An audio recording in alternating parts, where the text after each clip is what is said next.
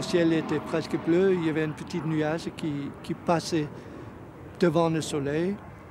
Je n'avais même pas l'impression, c'était sûr, que tout le monde sonore changeait avec la lumière.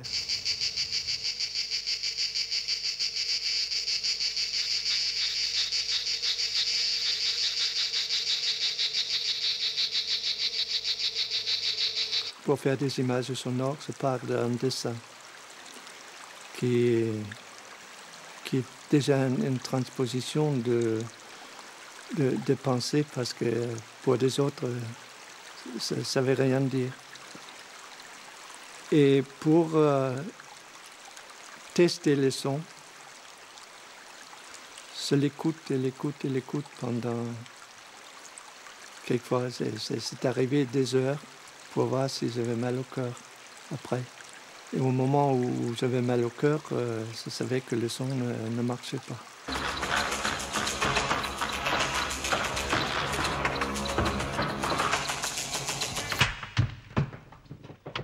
Il y avait un paysan qui travaillait en bas avec son cheval et il jurait, il avait une voix très, très belle d'ailleurs.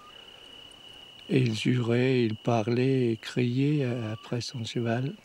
Et tout à coup, j'avais l'impression que ça, avec toutes les autres impressions très fortes qu'il y avait dans la vallée de cette jour-là, que sa voix prenait une forme concrète, comme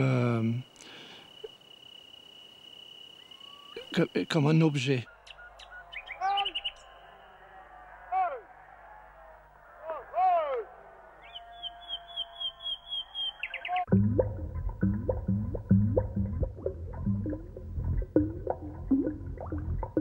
J'ai mis un micro dans son terrier et j'ai eu des petits sons incroyables qui prouvaient bien que le petit lapin il rêvait et ronflait, et puis toutes sortes de bruits humains. C'est très humain au fond. Mais ce sont des sons que normalement on n'entend pas.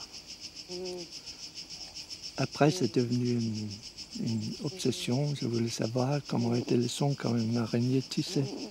Et comment étaient les sons quand un escargot marchait.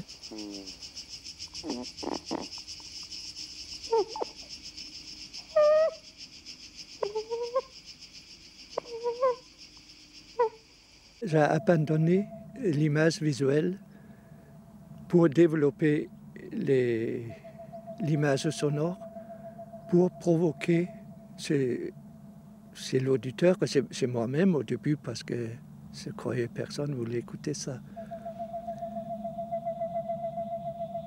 pour que l'image se forme tout seul après les sons, que les sons et les suites et la façon où les sons travaillaient entre eux provoquaient et formaient une image oui, pas visuelle, imaginaire.